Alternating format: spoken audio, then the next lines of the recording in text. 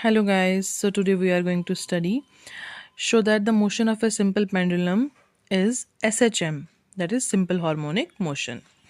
And सबसे पहले हम इस डायग्राम को देखेंगे। हमारे पास एक रिजिड सपोर्ट हमने ली है और S पॉइंट पे जो है पेंडुलम की स्ट्रिंग जिसकी लेंथ L है वो हैंग कर रहा है, फ्री टू मूव है।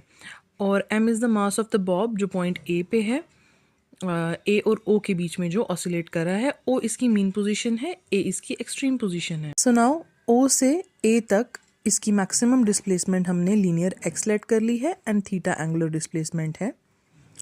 नाउ एम जी मास जो कि एक फोर्स है, जो कि वेट ही है, वो वर्टिकली डाउनवर्ड्स एक्ट कर रहा है एंड उसको हम जैसे ही ये पोजीशन चेंज करेगा उसको हम रिजॉल्व करेंगे इसके cos component and sign component में।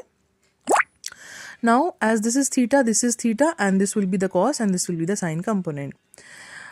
अब हम आ जाते हैं एक्सप्रेशन के ऊपर।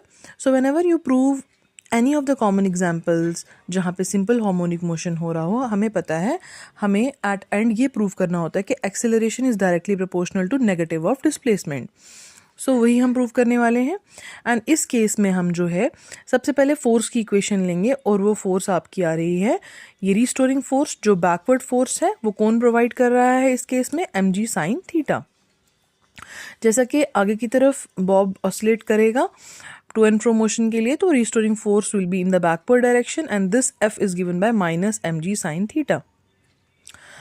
Next, as theta is small sine theta can be replaced by theta and हम साइन को रिमूव कर सकते हैं। You will only write theta. Keep this as equation number 1। Now as we know that in this particular triangle SOA we will find the value of theta which is equals to perpendicular upon base. For perpendicular we have x and for base we have L. So we will put the value of theta and substitute in equation number 1. When we will substitute this again, now we have F on this side, force which is equals to mass into acceleration. We will substitute that. We will cancel mass on both the sides and we will get the value of A which is equals to minus G by L upon X.